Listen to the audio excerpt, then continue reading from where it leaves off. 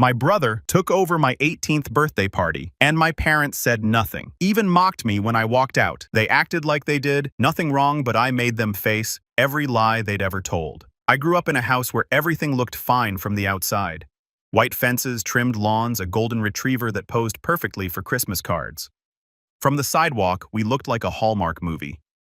Inside it was quiet, or too quiet. My parents, Thomas and Melissa Ward, loved to say we were a family of balance. What that really meant was Ryan took the space and I filled the silence. He was 2 years older, captain of the soccer team, the kind of kid people called a natural. There was always noise around him, cheering, laughter, pride. I learned early that my best role was to stay out of frame. When Ryan won his first trophy, it lived on the mantle for years. When I won a spelling bee, Mom said, "That's nice, honey," and placed the ribbon in a drawer so it wouldn't clutter the display. The first time I realized how invisible I'd become was during one of Dad's barbecues. Neighbors filled the yard, beer in hand, everyone retelling Ryan's game-winning goal from the night before. I stood there holding my writing award, waiting for a gap in the conversation that never came. Later, Mom whispered, patting my shoulder. Later never came. That became a theme later. Christmas, birthdays, graduations. Ryan got stories. I got reminders to be grateful. One Christmas morning, Dad handed me a box with a jacket 2 sizes too big. "You're practical," he said. "You don't need much." Ryan got a gaming console. I smiled anyway, because that's what I was supposed to do.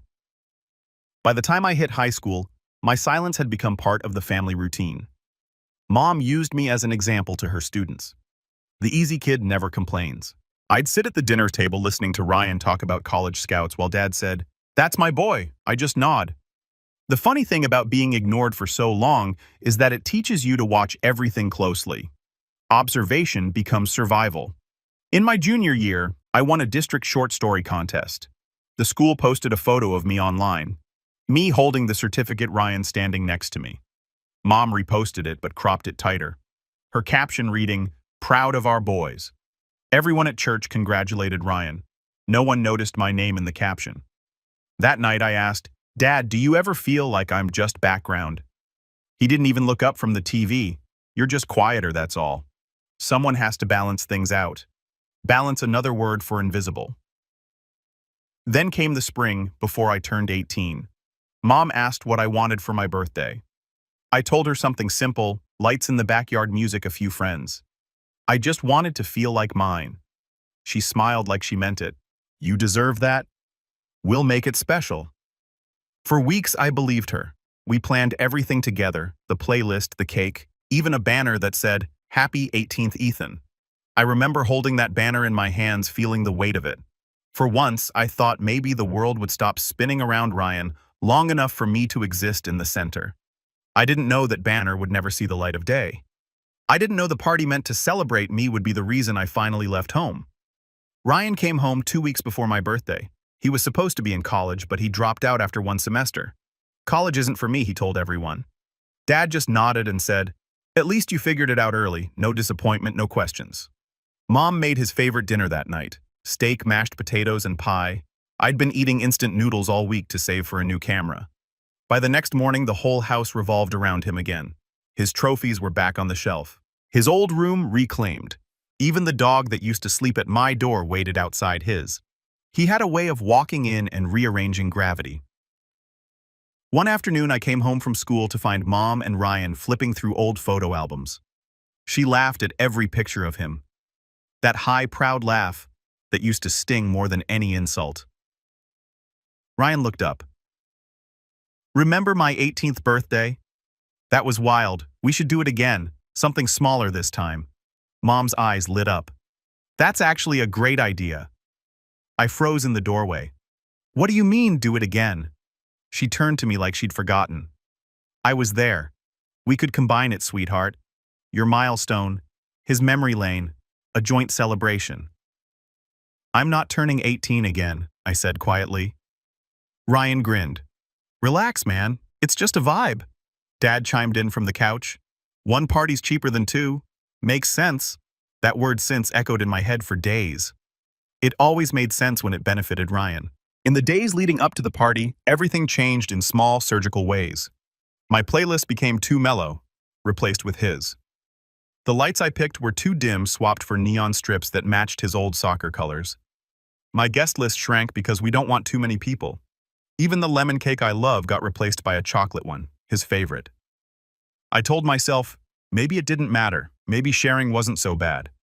But when I saw the new banner, something in me cracked. It read in bold gold letters, Ryan's 21st do-over. No mention of me, not even a lazy happy birthday to both. I found Mom setting up the table. "Where's the banner we made?" I asked. She brushed it off. Ryan thought this one looked cleaner, less confusing. I stared at her.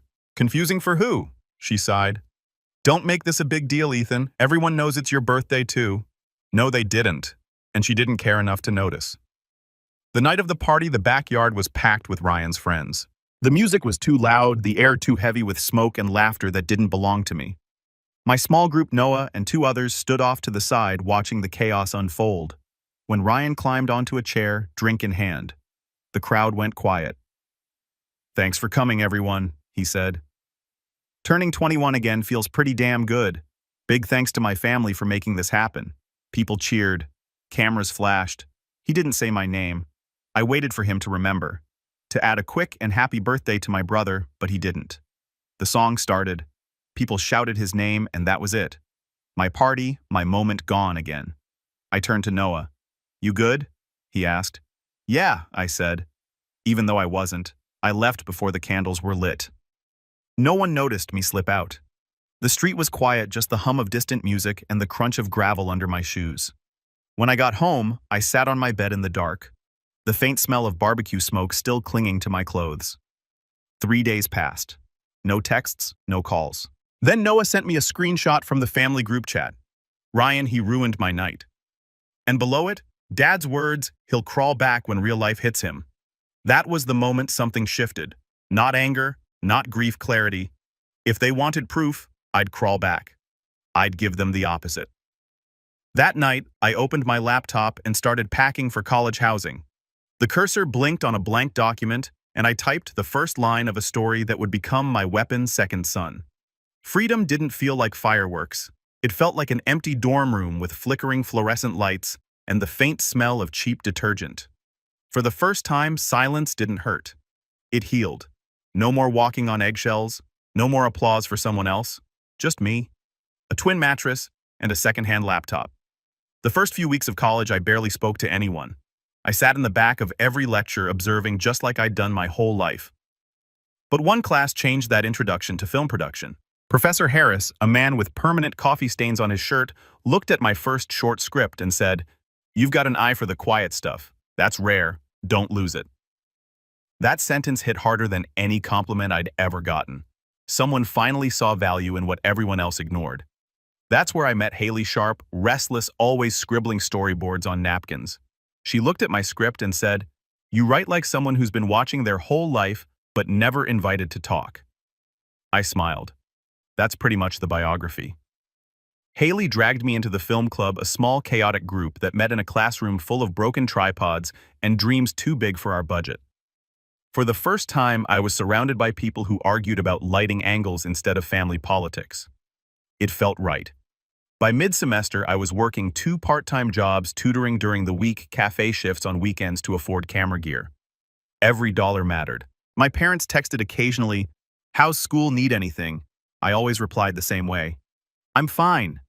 I didn't tell them about the morning shifts that started at 5:30 or the nights I fell asleep editing until my fingers cramped. I was building something slow, quiet, unstoppable.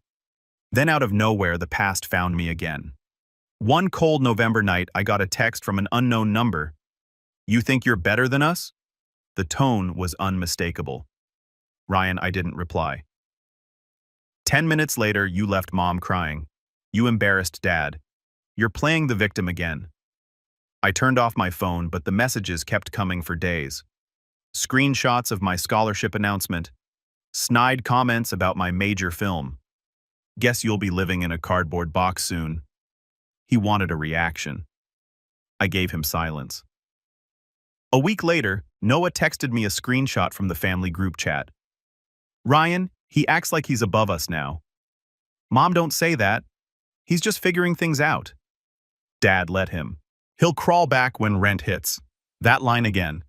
The echo of that same cheap prophecy. I stared at the screen until the words blurred. Then I opened my laptop and wrote one sentence. Sometimes silence is just preparation. From that night on, I started building my story, the one they tried to erase. Scene by scene, memory by memory. Haley caught me in the library one afternoon, hunched over my keyboard. "What are you working on?" "Something personal." She grinned. "Good personal sells." "It's not for selling," I said. "It's for remembering." I called it Second Son. The story followed a boy who'd been invisible his whole life, who finally realized he didn't have to shout to be heard. He just had to make the right people listen. Writing it was like bleeding on purpose. I didn't dramatize the pain, I just told the truth. When I showed it to Professor Harris, he didn't speak for a while. Then he said, "This isn't just a script, Ethan, it's a confession." He encouraged me to submit it for a student fellowship, a program that funded short films written by undergrads. I hesitated. It felt too raw, too close. Haley nudged me. "If it scares you, that means it's honest." So I sent it. And for a few weeks, life went quiet again. Until one morning, an email popped up with the subject line, "Congratulations, Ethan Ward." I'd been selected. My hands shook so badly I almost dropped my phone. For a moment, I thought about calling home. Then I remembered the banner, the chat, the silence. Instead, I texted Noah. "Guess who's getting a grant to tell the story they ignored?" He replied with a single emoji. That night, I went for a walk around campus. The air smelled like rain and freedom. I told myself this wasn't revenge, it was reclamation. But deep down, I knew they'd see it as both. Winning that fellowship didn't feel like victory, it felt like pressure. Suddenly, I wasn't just another student, I was the kid with a story. Everyone wanted to read it, dissect it, offer notes. I smiled and nodded, but inside, I was guarding it like something fragile.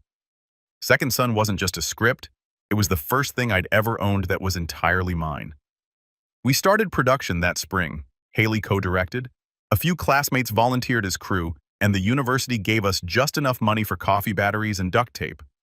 We filmed in borrowed dorm rooms, public parks, and one old diner that smelled like burnt toast and nostalgia. The story came alive quietly, painfully. The camera lingered on things people usually looked past. A half-eaten cake, a text left on read, an empty chair at a family table. I didn't tell anyone. It was autobiographical. They didn't need to know.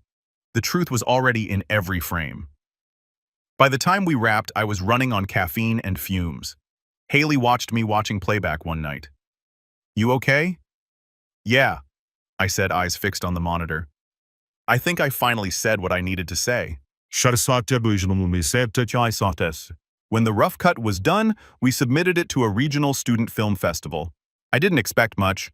Maybe a screening, maybe a line on my resume. Instead, Second Son made the finals. At the festival, the audience stayed silent through the credits, then erupted into applause. A local producer named Alex Turner approached me afterward. "You've got a quiet kind of fury," he said. "I like that. Ever thought of going bigger?" I didn't answer. I just smiled. The film won Best Short and Best Screenplay. For the first time, people clapped for something that was actually mine. And then, like clockwork, Ryan found it. He didn't text me, he posted. A long rant on Facebook about certain people who exploit family drama for sympathy. It got 10 likes, one of them from Dad. A few days later, Mom called. "Ethan, people are asking questions. They think the movie is about us." I stayed quiet. She sighed. "I just wish you'd warned us. Warned them about what my truth." A week later, Haley texted me a link. Local filmmaker explores family neglect in award-winning short. There was my face, my name, and a still from the movie. A boy half-lit at a birthday party that wasn't his. The article was by a local journalist named Def. He'd written, "Sometimes the quietest stories scream the loudest." The piece got shared in my hometown's community group, the same one where Mom used to post about Ryan's soccer games. Teachers commented, "So proud of Ethan." Neighbors shared it with heart emojis. Melissa Ward, guidance counselor and queen of appearances, suddenly had to explain to her coworkers why her son's film felt so familiar. She texted again, "We need to talk." I didn't respond. That night, Noah sent me another screenshot, this time from the family group chat. Ryan, he's lying about us. It's pathetic. Mom, please just ignore it. Dad, he wanted attention. Now he's got it. That line didn't hurt anymore. It confirmed everything. A few days later, my department chair emailed me. The university is hosting its annual alumni gala in Westwood. She said, "We're screening select student films. Second Son is one of them. We'd like you to introduce it." Westwood, my hometown, their backyard. It was too perfect. I agreed immediately. Then I bought 3 extra tickets under the names Thomas Ward, Melissa Ward, and Ryan Ward. When Haley found out, she stared at me. "You're seriously inviting them?"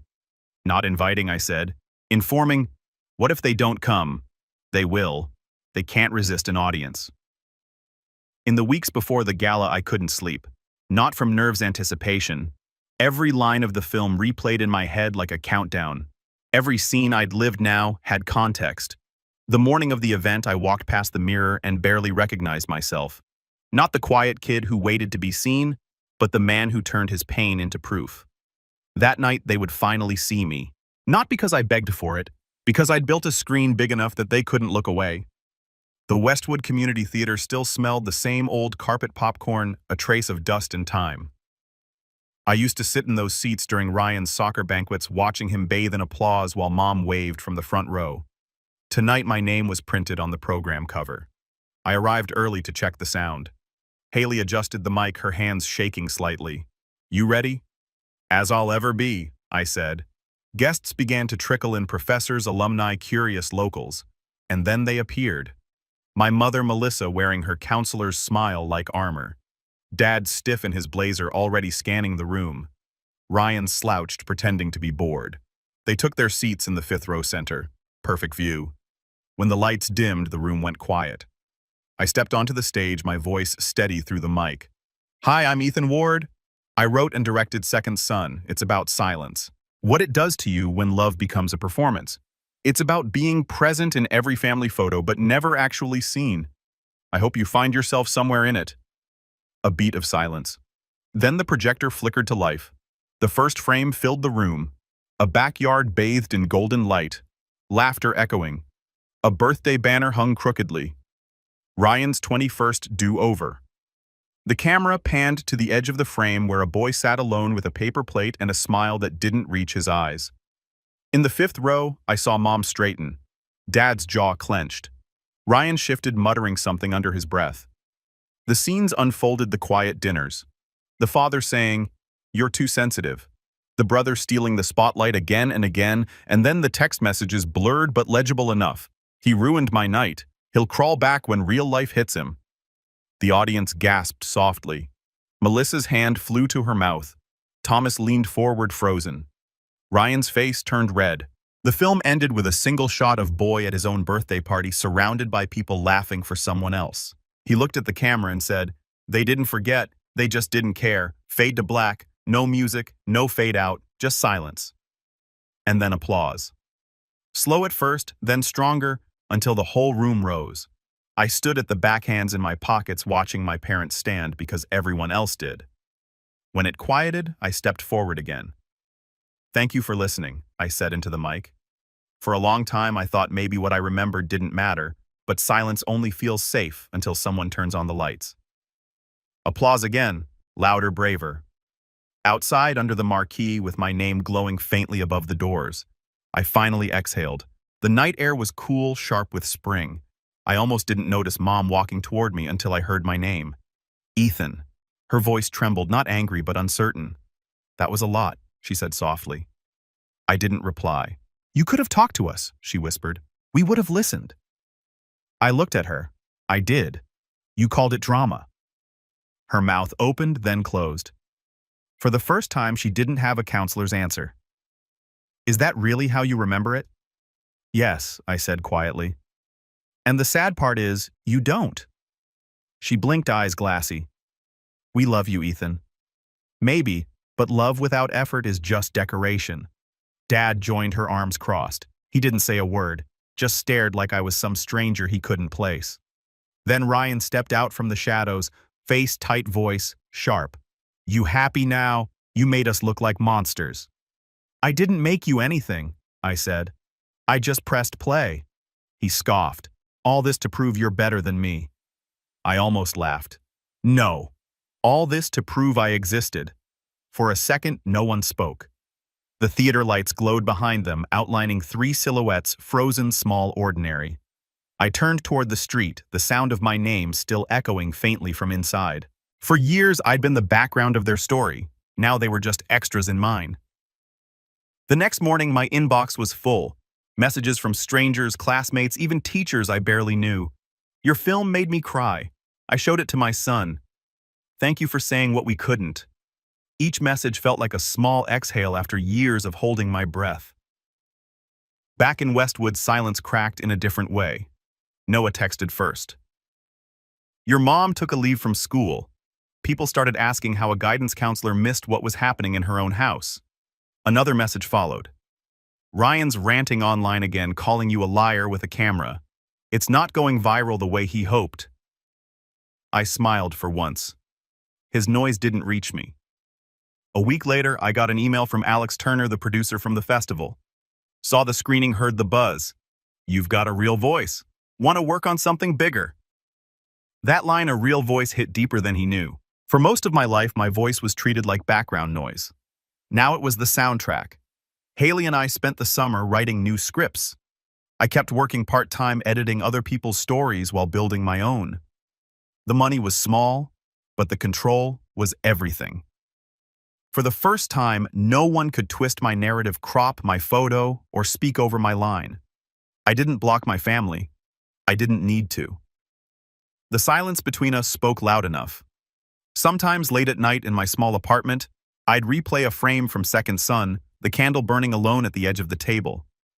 That image stayed with me.